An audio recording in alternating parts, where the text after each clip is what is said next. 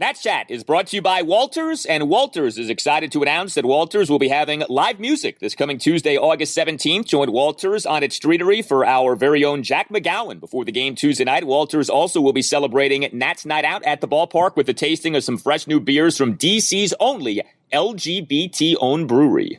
As football season approaches, keep Walters in mind as the spot you and buddies can meet up all day Saturday and Sunday.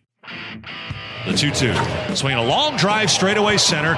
Robles going back to the warning track, climbing the wall, can't get it, it's gone. A home run. Swanson has homered again, his 4th of the series, his 24th of the year, and it is 3-0 Atlanta. Here it is. Swinging a line drive left field, well hit. Duvall giving chase, will make the catch toward the line, tagging at third Robles. He'll come in to score the tying run. Soto with a sacrifice fly on a bullet line drive to left. And the Nationals have battled back to tie the Braves in the 3rd inning. It's the Nationals 3 and Atlanta 3. And now Espino's into the wind. Here is the pitch and a swing and a drive of the air to left, sending Thomas back, way back. Warning track at the bullpen fence, and it is gone.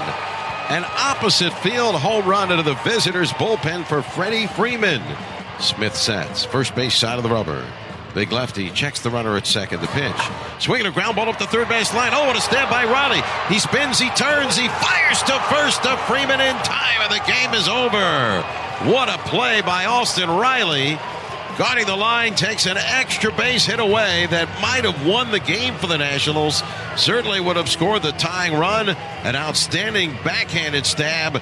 And then he has an absolute rifle to throw out Kieboom to end the game.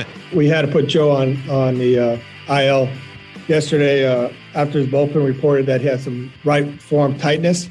And welcome to Nats Chat for Monday, August 16th, 2021, along with Nationals insider Mark Zuckerman of MASNsports.com. I'm Al Galdi, host of the Al Galdi podcast. Well, we thought 2020 was the worst year ever for everyone and everything, and maybe it was, but when it comes to the Nationals, 2020 has nothing on 2021, which incredibly now has gotten even worse. And I'm not even talking about the Nats having been swept in 3 games by the Atlanta Braves at Nationals Park over the weekend. Terrible news coming out on Sunday morning that Joe Ross may need a second Tommy John surgery. Like a piano falling out of the sky. This fell onto every Nationals fan, this news, which seemingly came out of nowhere. The Nationals putting Joe Ross on the 10-day injured list as he's dealing with right UCL trouble. And while it's not a definite that he needs Tommy John, it sure sounds like it's heading that way. And if you've been a baseball fan for any substantial length of time, you know normally when it is said that a pitcher may need Tommy John, he inevitably ends up getting the Tommy John. This doesn't mean, right now that he's going to have Tommy John surgery. So we want to make sure that he goes to see the doctor that did his first surgery and then get the results. And then after that, we'll determine what kind of treatment or prognosis will happen. Mark, one of these days, I want to start one of these shows on an uplifting note. Unfortunately, that day is not this show. What a whopper of bad news for the Nationals on Sunday. Yeah, that one did hit like a ton of bricks, Al. And as you start to piece it together, you're realizing, okay, I kind of maybe should have seen something coming, not necessarily that. Remember how we talked about how Davey made us wait for so long on Saturday night? I think it was because, in part, he was getting the news about this. And then we also had to wait for him on Sunday morning for his normal pregame session with us. It was about 30 minutes late. They hadn't put out a lineup yet, even though it's only like an hour and a half to game time. So that said to me, okay, there's a roster move coming. And so I wasn't surprised that there was some kind of news. But when it was that, no, I can't say I saw that coming. They said, hey, Joe Ross is dealing with some elbow soreness, so we're going to put him on the IL. Okay, that wouldn't have been shocking. But the fact that they already had done the MRI, that they already have diagnosed a partial tear of the UCL, and now he's heading down to Dallas to meet with the doctor that performed his Tommy John surgery in 2017. You could hear it in Davey Martinez's voice. He was down. I mean, this is a tough one. I talked to Joe this morning for quite a while. He's down. We're all down. But we hope the best, comes out of this. Again, like you said, let's qualify this. We don't know for sure. It's entirely possible that the surgeon will say, this is something you can rest and rehab and pitch through. And other pitchers have done that. So it's not, completely uncommon for it. But it is risky. There's always a chance of it going all the way. And for someone who's already had this before, I think that's the biggest blow of it, if you said, hey, Joe Ross needs Tommy John surgery and he's going to miss the rest of this year and probably most of next year, you'd say, all right, that stinks. But if they're not really in a position to win next year anyways, and he comes back from that, he could still be an important part of all this. Well, it's the second potentially Tommy John surgery for him. And as we know, it's not impossible, but the track record goes way down for guys coming back from that. And so that, I think, above all else, given everything that Joe has dealt with in his career, that I think is the toughest pill for everyone to swallow if this is the end result. Yeah, I really do feel for the guy. I mean, we have fun with these players and their performances, but at the end of the day, we're rooting for the team to do well, and we want these guys to succeed and thrive. And it's been a rough go of it for Joe Ross for years now. This is a guy who was good for the Nats in 2015 and 2016, and since then, it's been like one problem after another. 2016, he missed more than 2 months due to right shoulder inflammation. July 2017, he underwent that first Tommy John surgery. September 2019, he missed about 3 weeks due to forearm soreness. This past July, he spent a good chunk of that month on the 10-day IL with right elbow inflammation. And maybe that should have been a sign of, hey, there's something going on here beyond just, your routine elbow soreness. But, you think back now on Ross's season this year, and this whole thing we've been all over of sometimes he's great, sometimes he's bad. He's been wildly inconsistent. Maybe that's just who he is as a pitcher, or maybe, just maybe, this is why, that this guy has been in pain for a good chunk of this season.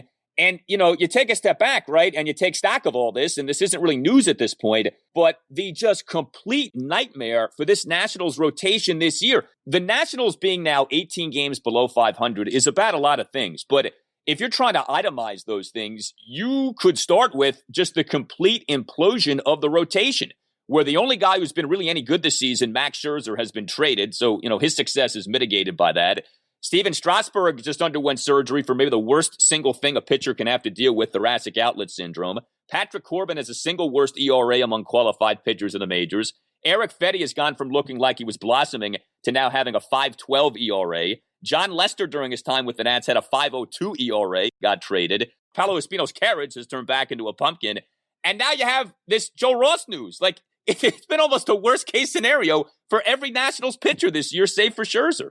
It is pretty stunning to think about. And we're going to have a lot of time to talk about all this, but it also leaves me looking at this and saying, what's their rotation going into next year?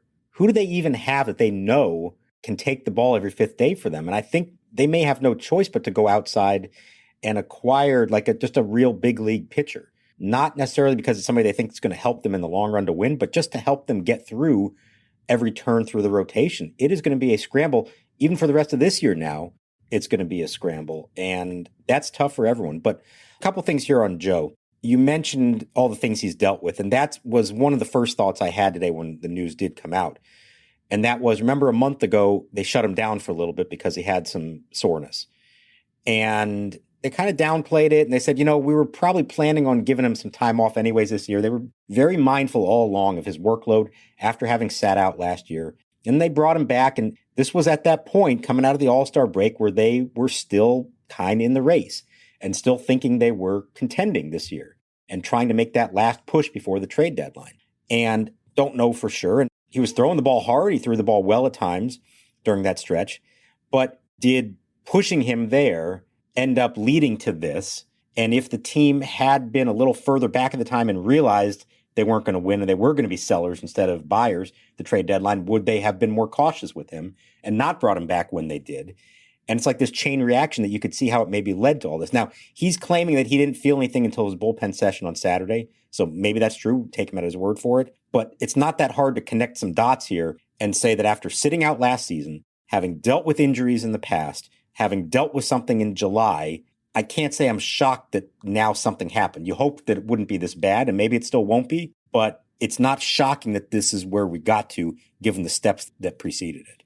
Yeah, I do wonder about him not playing last year. You think in theory, well, that should make you fresher for 2021, but maybe it has an opposite effect of leading to injury. We don't know. It's all speculative. I don't think Ross probably knows. That's an alternate universe. What if he had pitched last year? But that was always one of the things about this season. How were pitchers going to react to not having thrown their normal innings totals the previous year? And maybe this has nothing to do with him having sat out last year, or maybe this has a lot to do with him having sat out last year. We just don't know. So like we said, it's not definite he's getting the surgery. So he's going to get this other opinion. I guess, will we find out this week if he's getting the surgery or not necessarily? Yeah, they didn't have an exact timeline yet, but my guess is it'll happen fairly soon. Because, think about it this way. If they are going to go ahead and do it, and we know the recovery from this is typically minimum 12 months, then that sets up an interesting timeline for next year, where if he did get it done here in the next few weeks, then there's a chance he comes back like in September of next year. Not because they need him in a pennant race. Let's not fool ourselves here. But there is value. Remember, Steven Strasburg came back in September the year after. Jordan Zimmerman came back September the year after. I believe Joe Ross actually came back September the year after his first Tommy John surgery. So I think there is some value in that. Now, not every team does it. And I think it was Tyler Glasnow of the Rays who is having Tommy John. And I think the Rays already announced that he's out for all of next year. I could be wrong about that, but I want to say that they maybe already said that. So it depends how you want to approach it. But to me, if they decide this is the course of action and he's ready for it, then I would say go ahead and do it and at least leave that window of opportunity open to come back and make a few starts at the end of 2022, because that could maybe lay the groundwork for 2023. It has never been more important, and it was already important, but Josiah Gray, Cade Cavalli, Jackson Rutledge, that's what it's all about at this point with this Nationals rotation. You cannot count on Steven Strasburg. You cannot count on Patrick Corbin. Now you can't count on Joe Ross. Max Scherzer is long gone. It's incredible, man. All these names we've become so accustomed to, and not only are they, some not even here right now, but it's like they're almost non-factors moving forward, or at least you can't look at them as factors moving forward. Things change quickly in life. I think we all know that. Man, have things changed quickly for the Nationals from a rotation standpoint. Just over the last 6 months, never mind like a few years, over the last 6 months, this is quite a time of change for the Nationals when it comes to their rotation. Yeah, I mean, think about going into this season, and we know how this team has been built for all these years and how they won all those years. But going into this season, and this is what they pinned their hopes on. This is why they thought that it was worth going for it again this year. Scherzer, Strasburg, Corbin at the top. They were hoping that Lester could fill the Anibal Sanchez role. And then they still had Ross and Fetty and Voth potentially to help fill that all out. They had reason to believe that if things worked out, that this could be an elite rotation again, and this was going to lead them back into the postseason again. And now look where they are, where they're either gone or, like you said, I don't think they can go into next season counting on any of those things. You can hope that Strasburg is healthy and effective. You can hope that Corbin figures it out. You can hope that maybe Joe Ross doesn't need the surgery, but you can't count on any of those things right now. And so they do have to proceed, in my mind, as if they aren't going to have any of them. And the focus shifts to the young guys. And like I said, they may have no choice but to go out this winter and add somebody just to be sure that they have a major league caliber starter who can consistently give you 5 or 6 quality innings, because the domino effect of it is going to be hard on everyone. And that can lead to problems for other guys. And to your bullpen, it can lead to problems for your other starters that maybe you're pushing too hard. I mean, we're just assuming that Cavalli is part of the mix next year. We don't know that for sure. We don't know if he's in the opening day rotation. They may not want to do that yet. There are so few sure things right now looking ahead to next year. It is staggering how that has become the case in just a short amount of time. Just keep muttering that to yourself if you're a Nats fan right now. Gray, Cavalli, Rutledge. Gray, Cavalli, Rutledge. Just let that drumbeat pound in your brain, because otherwise you'll go nuts right now if you're a Nats fan. One more thing on Ross. So he's set to be a free agent after the 2022 season. This is going to cost him money. Now, I'm not saying he would have gotten some mega contract, but he's going to go into free agency, maybe not pitching again, and most maybe pitching a month next season. So there's that to be thinking about. I would assume maybe he gets some, 1-year contract from someone after next year, but he may have thrown his final pitch as a National. Like, that's in play at this point. Yeah, I didn't necessarily want to bring it up, but there is a scenario. And again, we're getting ahead of ourselves a little bit. Let's see what happens here. But there's a scenario where, because he's in arbitration and because he did put up some numbers this year, that his salary would go up. And are they going to say, okay, we're going to pay you that salary next year while you're just rehabbing? So there is a scenario in which they would non-tender him this winter. That's a hard pill to swallow. It's a cold thing to do, but I mean, there is real rationale behind that. Now, maybe they would come up with some way of, hey, we're going to non-tender you and then we're going to bring you back on a minor league deal, let you rehab with us and try to get you back, and ultimately you'll get paid. So again, we're looking way ahead of ourselves. We don't even know what the CBA is going to look like, what the non-tender situation is going to be, contracts, arbitration, all that stuff. It's a huge question mark. But yeah, there is a path you can see this going down in which Joe Ross really, on top of the injury, really gets screwed from a financial standpoint and a contract standpoint. Wow, just awful news. So we do wish Joe Ross the best. And yeah, man, the hits just keep on coming for the 2021 Washington Nationals. Zimmerman holds Springer. Ross out of the stretch, delivers, swinging a chopping ground ball toward short. Turner has it, a flip to Kendrick, plenty of time, throw to first. It's a double play. Joe Ross gets the big pitch. Not only does he get Altuve, the toughest man in the Astros lineup in this postseason, out, he gets 2 outs with 1 pitch. Nats Chat is sponsored by Silver Branch Brewing Company, located in downtown Silver Spring, only a 1-minute walk from the Silver Spring Metro station. Silver Branch is a perfect jumping-off point to Metro down to the game. Park at the Cameron Street parking lot and meet up with friends for a beer and a bite to eat before metroing down. You can also get Silver Branch beer at Nationals Park. Beyond the Gnome World, one of Silver Branch's 4 flagship beers, is available at District Drafts at Section 223. Brewed to be light and refreshing, Beyond the Gnome World won a gold medal for the Saison beer style at the Great American Beer Festival last year. Beyond the Gnome World is deliciously dry and thirst-quenching and the perfect beer for hot summertime ball games. You may not be familiar with Saison, but take our word for it, baseball season is the perfect season for Saison, and buying from District Drafts to support your local breweries is a gnome run. Go to Section 223 and try Beyond the Gnome World the next time that you're at Nats Park, and make sure you stop by Silver Branch, located in Metro Plaza, just steps from the Silver Spring Metro. Silver Branch Brewing Company, when you come in, let them know that the Nats Chat podcast sent you. Now the right-hander ready. Chavez, first base side of the slab, kicks, delivers, swing and a ground ball. 1 hop through and a right, a base hit. Soto scores from third. Bell's on his way to the plate. The throw is not in time. It's a single to right. 2 runs batted in for Carter Kieboom with his second hit of the game. And the Nationals get back to within a run here at the bottom of the 5th with 2 out. A clutch 2-run single. It's now the Braves 6 and the Nationals 5. So yeah, the Nats got swept over the weekend against the Atlanta Braves. Now, the game on Sunday was far more competitive than the game on Saturday evening, so there is that. You had the 12-2 loss on Saturday night. You had actually a pretty exciting game on Sunday afternoon. Like, if you just think about the game in and of itself and examine the game as its own entity, it ends up being a 6-5 loss. The Nationals, again, come up with the tying run at the plate and look like they get a walk-off hit from Carter Kieboom. Boy, did he hit that ball hard. But Austin Riley, the Braves third baseman, ends up making a very nice play, a backhanded stab on a hard-hit Kieboom grounder, essentially down the third base line. And so what ends up looking like a potential walk-off hit ends up being a game-ending ground out. Swinging a ground ball up the third base line. Oh, what a stab by Riley. He spins, he turns, he fires to first to Freeman in time, and the game is over. And the Nats get swept. I mean, ultimately, look, it's close, but it's another loss, so it's now 7 consecutive losses for the Nationals. The Nats now, since getting to 40-38 off winning 14-17, are 10-30. The Nats now are 50-68, 18 games below 500. The Nats had not been 18 games below 500 since October 2010. And so here we are. I mean, a better performance on Sunday, but still another loss. Yeah, and, there are ways to look at this and actually be encouraged.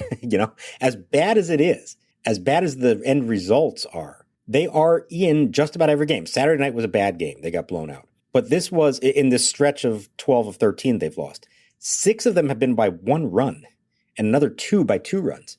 So in spite of all their issues, and there are plenty of them, and the team that they're fielding right now, which is a shell of its former self, they're giving themselves a chance where one more hit in the right moment or one more pitch in the right moment, and they would be winning some games in impressive fashion. And like you said, they were right there.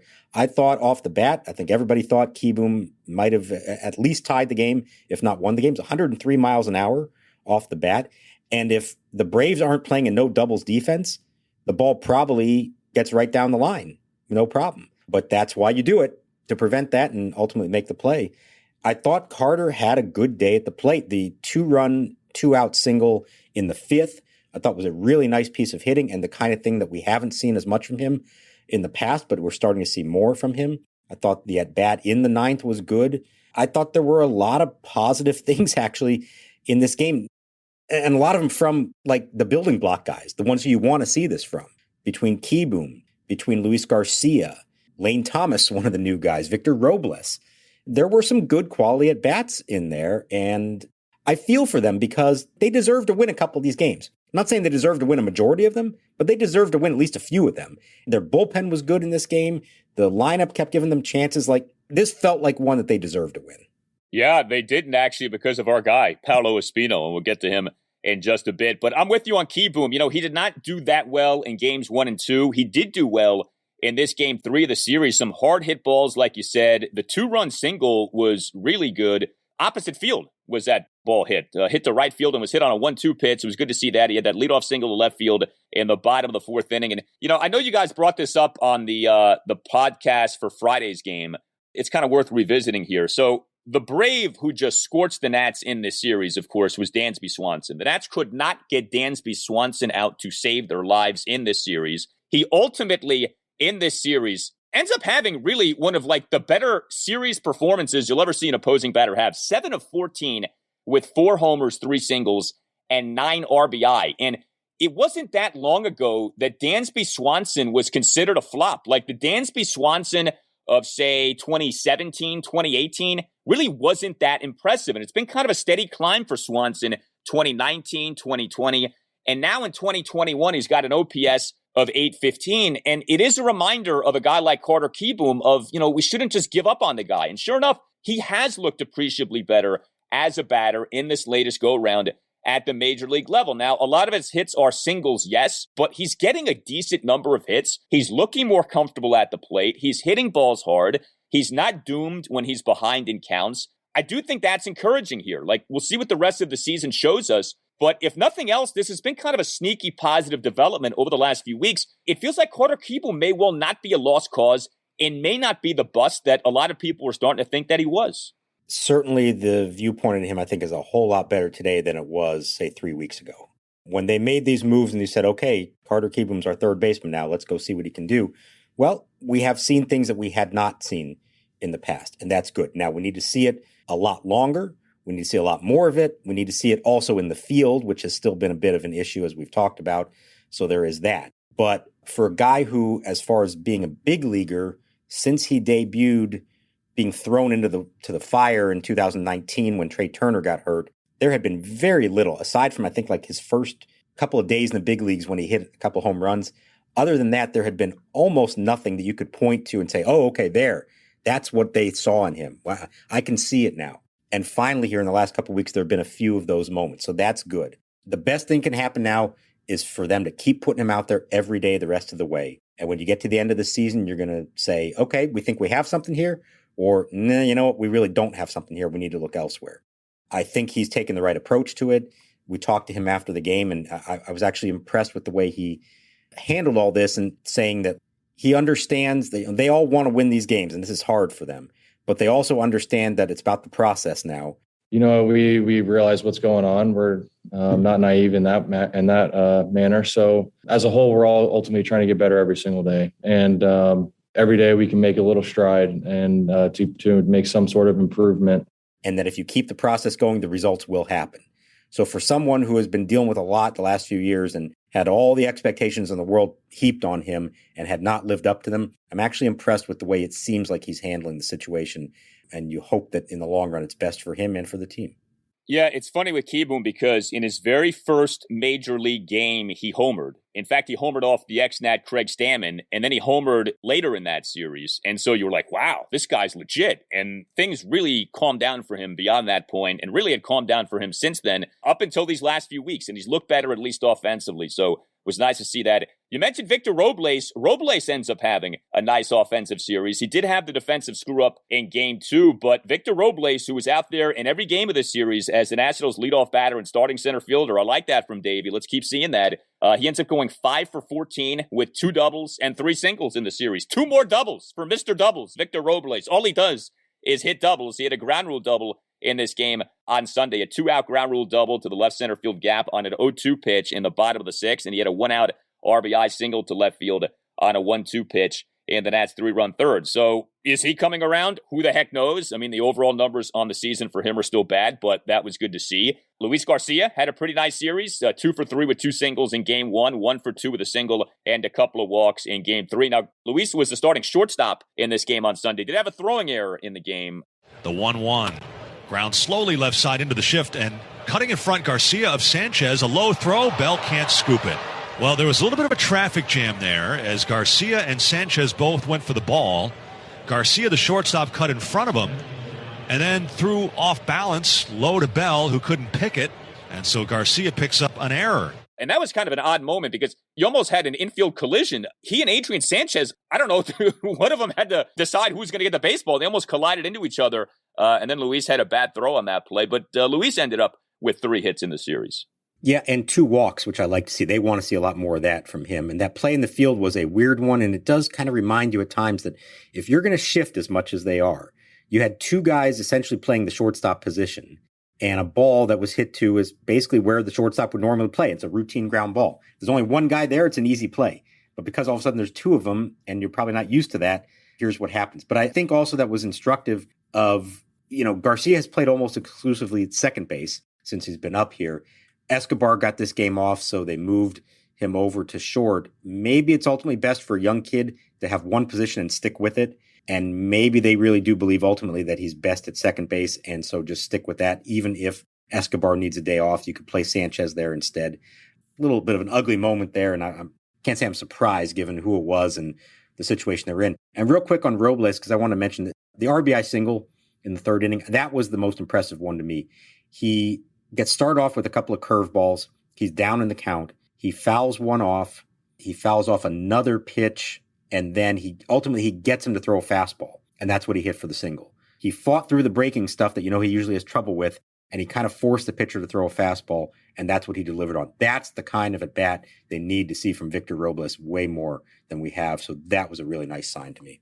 That was a good piece of hitting. And like we said, another double. 21 doubles now for Victor Robles. Leads all active Nationals and is just 2 shy of Josh Harrison's overall team lead of 23. We also had the Nats debut of Lane Thomas on Sunday as the corresponding roster move to the Nats putting Joe Ross on the 10-day IL was the Nats recalling Lane Thomas from AAA Rochester. So Lane Thomas is the guy who the Nats got back from the St. Louis Cardinals in the John Lester trade, as in maybe the ultimate example of Mike Rizzo's aptitude as a general manager, at least when it comes to trades, was him trading John Lester and his 5.02 ERA to the Cardinals on July 30th. And while Lane Thomas was a formerly highly regarded Cardinals prospect whose stock had taken some hits, he's still something, and something is better than nothing. I'm still amazed that the Nats got something back for Lester. And I know it's one game, but Lane Thomas, as the Nats starting left fielder and number 2 batter, which tells you all you need to know about the state of the Nats lineup right now, had 2 singles and a walk in this game on Sunday. Bottom of the first has a 1-out full count single to left field despite having been down in the count at 1.02. Now, he does get picked off and caught stealing second base for the final out of the inning, so that was bad. But Lane then had a 1-out opposite field single to right field on a 1-2 pitch in the Nats 3-run third, and then he drew a 1-out 5-pitch walk in that mini rally there in the bottom of the 9th inning. So instant dividends being paid off by Lane Thomas as yet another guy acquired in the National sell-off is already playing for the Nationals at the major league level. He's the 4th one who's already been up here. And that's pretty amazing. We've talked about this. This doesn't usually happen that way. When you have a sell-off and you're getting prospects, it usually takes a year or 2. They already have 4 of them up here. Are you willing to say they've won the trade already just based on the fact that he's here and he reached base 3 times?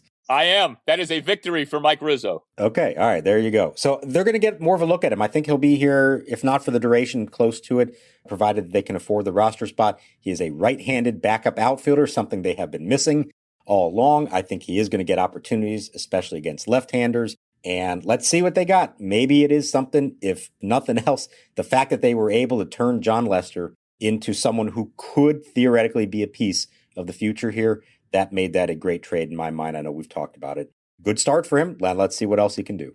Yeah, good job by him. Then with Juan Soto in the series, Soto ends up having a good series from a standpoint of getting on base, 3 for 9 with a double, 2 singles, and 3 walks. 2 more walks for him on Sunday to go with an RBI sac fly. Did strike out on 5 pitches with Lane Thomas on first, 1 out, and the Nats trailing 6-5 in the bottom of the 9th inning. But we are back to this thing of Juan Soto not hitting homers. He has hit 1 home run in the month of August. Now, his slugging percentage for the season is still above 500 at 506. You know, it's funny. Soto doesn't have many doubles this season. He's had multiple lengthy homerless droughts this season, and yet somehow his slugging percentage is still above 500. I'm not sure how that is. So, you know, we're not here to do the thing of, oh, Juan Soto, what's wrong with him? But it is notable, like he is back to just not hitting home runs for whatever reason. I'm sure they'll come again, but for right now, they're not coming. It's a bunch of singles and walks for the most part for Juan right now. They are pitching around him. You know, I think we have to acknowledge that with the lineup is the way it is. And then there were a couple examples of that in this game. 5th inning, 2 outs, nobody on. They pitch around him to get to Bell. Now, worked for the Nationals because Bell then doubled off the wall, and then Kieboom had his 2-run single. If that's going to be the case, if Soto is going to be pitched around like that, then the guys behind him have to deliver. So he did it there. 7th inning, they pitched around him, walked, lead off the inning. They couldn't drive him in. And then in the 9th, he had a chance because Thomas walked. He comes up, 1 out, runner on first, game on the line. And Will Smith, who he's had a lot of success against, including on opening day this year, went after him. And Juan took a 2-2 slider right on the corner for strike 3 and was pretty upset by it. So that was an opportunity for him, and he wasn't able to deliver. He's not going to get a lot of them, as we've seen. He's not getting a whole lot of opportunities, especially in big moments. It's too bad he didn't deliver that one. So with the Nats bullpen, you mentioned it being good, and it was. That bullpen was actually good in 2 of the 3 games in this series. It really was Javi Guerra and Jeffrey Rodriguez in the 12-2 loss on Saturday night who were bad. Otherwise, I thought the bullpen, for the most part in this series, did a pretty good job. 5 Nats relievers get utilized in this game on Sunday afternoon, and they combined to allow 1 run in 5 innings. Gabe Klobosits did allow a run in 1 inning, but Andres Machado tossed a perfect top of the 6th. Mason Thompson, a scoreless top of the 7th. Ryan Harper, who we wondered, geez, why didn't he pitch 2/3 of an inning on Saturday night? Well, Davey was saving him for this all-important Game 3 of the series. Ryan with a perfect top of the 8th to lower his ERA to 0.79. And Kyle Finnegan, who had not pitched in the series, tossed a perfect top of the 9th inning. So nice to see that. I know we've said, you know, there's really no longer a varsity and a junior varsity with the bullpen. I do think, though, there are guys who you look at and you say, all right, they're young enough to where maybe they are bullpen pieces moving forward. I mean, Klobosits to me could be a guy. Thompson could be a guy. Finnegan could be a guy. Ryan Harper has done well enough. I know he's not young, but it's not inconceivable that he's back next season and is good for them. So I do think it matters with some of these guys, like how they do down the stretch, because you're obviously going to need bullpen arms for next year. And it would be nice to feel reasonably comfortable with a few of these guys moving forward. Yeah, and I think the ones that you saw on Sunday are pretty much the ones that Davey views as potential pieces. Obviously, Finnegan is at the top of that list, but Mason Thompson has been used in mostly high leverage spots. And for the most part, has looked good. He's had a couple meltdowns, which is to be expected. Andres Machado has kind of quietly been pretty good for them. They like him as a long-term piece. Klobosits was kind of all over the place in this one. Came in relief of Paolo Espino, and there were a couple wild pitches. There was an awkward chopper back to the mound and throw to the plate that they got him out, but it almost didn't. It could have been really ugly. 2-2 pitch, swing and a chopper back to the leaping Klobosits. Runner breaks for the plate. The throw home. Did he get him? Out is the call. On the high chopper to the mound, Klobosits made the play and threw home to Adams, who had to whirl and find the runner behind him to get the tag on him. That was not a good throw. Not a good throw at all. That one was a bit of an adventure, but I thought Machado, Thompson, Harper, and Finnegan combined, I mean, that's the reason they had a chance to win. I'll be honest, I thought when they're down, 6-3 or 6-4 midway through the game, I'm thinking they're going to give up 10 runs today. Just the way the bullpen has been, the way the Braves lineup has been. So the fact that they shut it down from that point and actually put the team in a position where they were this close to winning the bottom of the 9th is a whole lot of credit to them. They just need to start seeing it consistently. You are going to see them pitch in big spots, but I also think Davey is very much aware of how much he's used them. And when you start putting these inexperienced guys into big situations and they start taking losses or blowing leads, that can have a really adverse effect on them, on their mindset. And so I think they got to be careful with that. I don't know who else you use, but you just hope that some of those don't come back to haunt them and ruin whatever potential they might have because you're being put in spots that, frankly, they probably shouldn't be put into at this stage of their career. Yeah, and given the state of the rotation, I don't know how that changes the rest of the season. I mean, it just doesn't feel like this rotation is trending in anything close to a positive direction, and that does bring us to our guy, Paolo Espino. And I hate to do this because we love Paolo. We've had a lot of fun with Paolo, but the joyride may well be over with Paolo Espino. He gives up 5 runs in 4 innings on Sunday, gives up 8 hits, 3 homers, a double, and 4 singles. He issued 2 walks. He had 3 strikeouts. It was tough to watch some of this, especially when he gives up 2 runs in the top of the 5th, begins that inning by giving up back-to-back homers to Freddie Freeman and Austin Riley, and then Davey Martinez pulls Paolo from the game. But here's the bottom line with our guy Paolo. So peak Paolo, the peak of the Paolo Espino experience was the 8-4 win over the Mets at Nationals Park on June 28th in that makeup game. An 0-2 count on McNeil, top of the 5th, Nationals leading 3-0. Espino sets, here's the pitch, swing and a miss, struck him out on a curveball, and the side retired. Paolo Espino has his 3rd strikeout and has himself 5 scoreless innings. He tossed 5 scoreless innings and a spot start. Paolo was never more Paolo than he was in that game, which he exited with an ERA of 2.02 on the season. Now, that game was on June 28th. Like the national season overall, since the start of July, Paolo Espino has struggled. Paolo, since that peak point, that start against the Mets on June 28th, 9 games, 8 starts, ERA of 6.31, 25 earned runs in 35 2/3 innings. It says a lot about the work he had done that it was only now, with this game on Sunday, that his ERA crossed over into being above 4 on the season. That tells you a lot about the job that he had done. But we now have a pretty substantial body of work over the last 6 weeks or so that says the Paolo Espino who was on display initially this season is not the Paolo Espino we're seeing right now.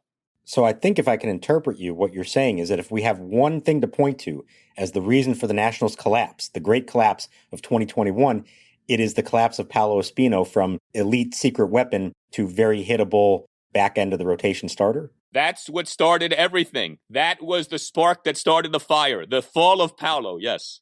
If only we realized it at the time, we could have saved the season. Oh, well. Look, he's getting exposed. I think we know that. We know that he has to be really pinpoint with his command to have success against big league hitters. He's getting beat when he puts the ball up in the zone. And he said he knows that hitters are getting a book on him, and they know that he likes to go to his off-speed stuff to get outs. And he felt like they were maybe sitting on that a little bit much, which means he may have to try to go to his fastball more. We know he doesn't really have the kind of fastball that's going to get a lot of hitters out. So it's a tough spot to be in. They have to keep pitching him every 5th day because they don't have anybody else now. I mean, we're at a point where Sean Nolan is probably going to be in the rotation as well. They can get through the next week because of off days that they can bump guys up and not have to pitch on short rest.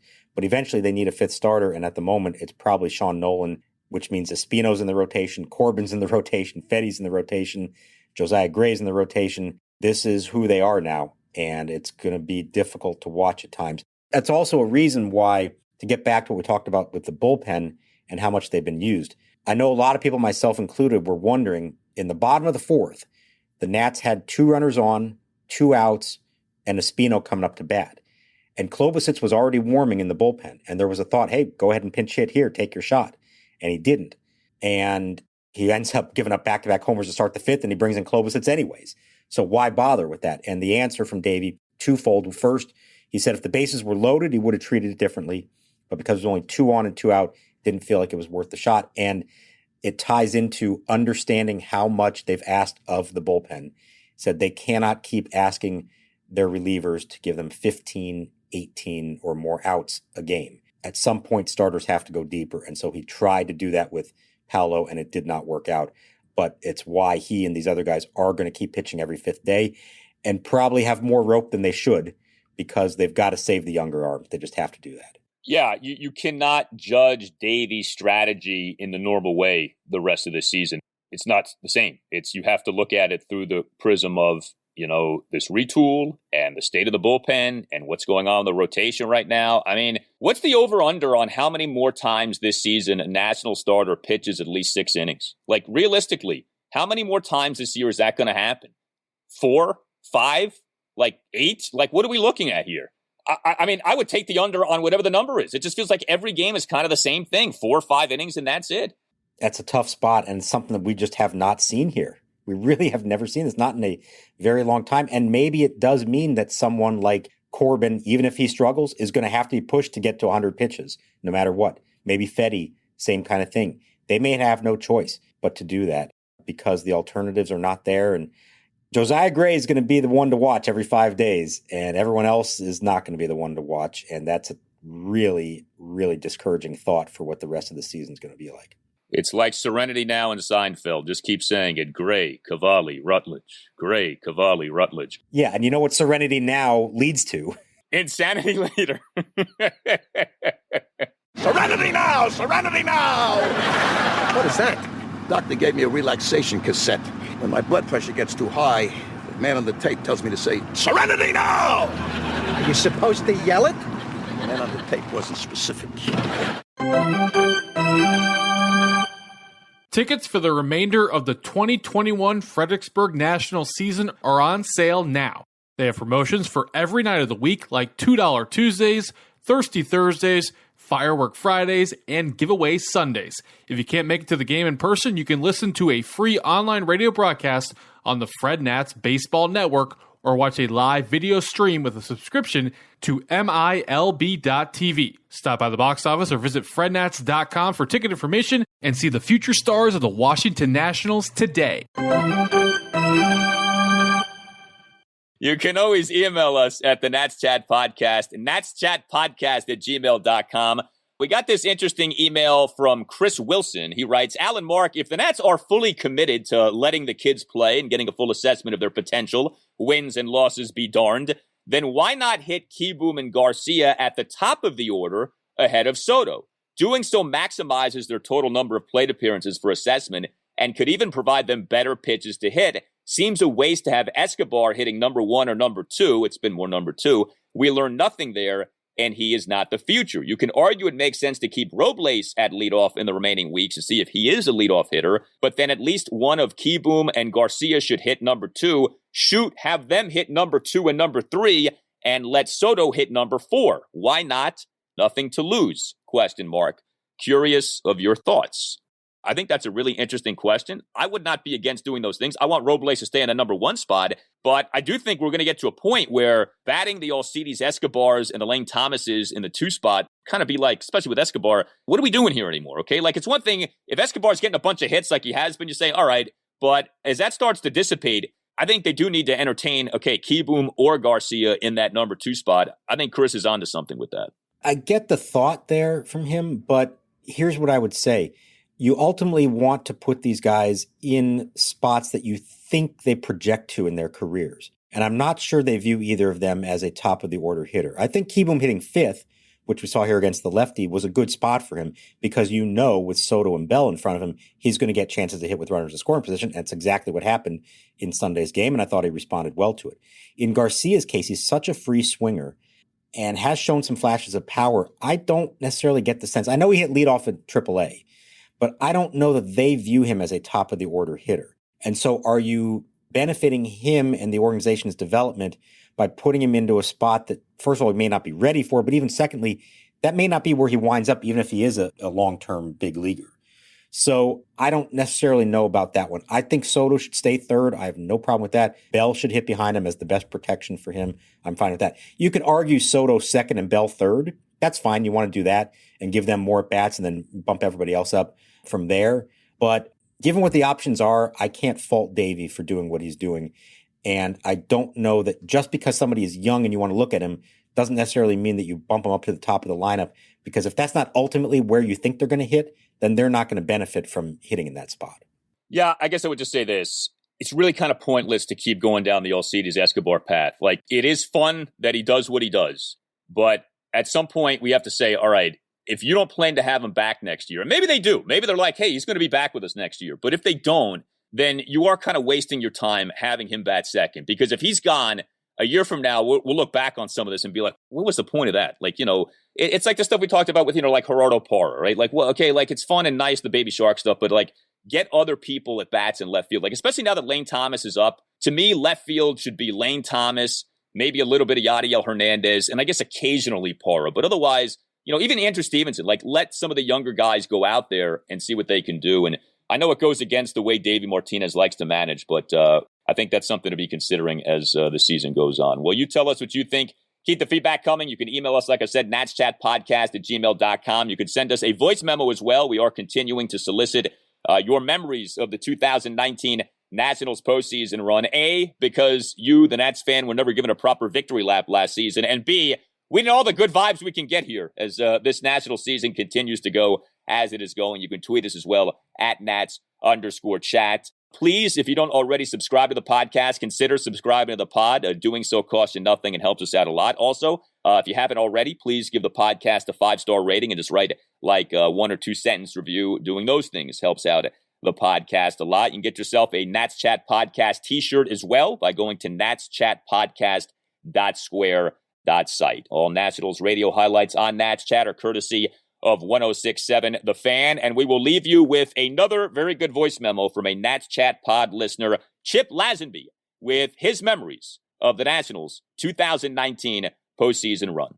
Hi guys, this is Chip from Kaneohe, Hawaii. My wife and I are former Nats season ticket holders and still follow the Nats really closely all the way out here. Love the podcast, by the way. So my 2019 World Series story, we had a long planned trip back to the East Coast in DC to visit family and friends in October 2019. And as the Nats started tearing through the playoffs, I looked at the World Series calendar. I looked at my wife and said, this is unbelievable. We're going to be in town right around the time of games 3, 4, and 5. So we got tickets to game 5. We're super bummed when Max got scratched, but still get goosebumps thinking of going and chanting, "Let's go, Joe," to cheer Joe Ross on as he stepped up to the mound and did his best. After the game, we went back to the house we were renting. Literally had to stay up all night packing up all our kids' stuff, all our stuff. Didn't get a minute of sleep. Went to the airport with our 2 young children, ages 2 and 3 months, I think, at the time. Flew back to Hawaii, recovered. Next day, watched Game 6. Day of Game 7, I have to go to work because of the time difference. I don't get off work until about the 4th or 5th inning. Get home in time to watch the exciting end, and then walk down to our local beach park about 3 minutes down the road from our house, pop some champagne, and celebrated. So just want to share that memory with you guys, and thanks so much for the podcast. Like one other caller said, I almost like it better than the games. So thanks so much. Bye.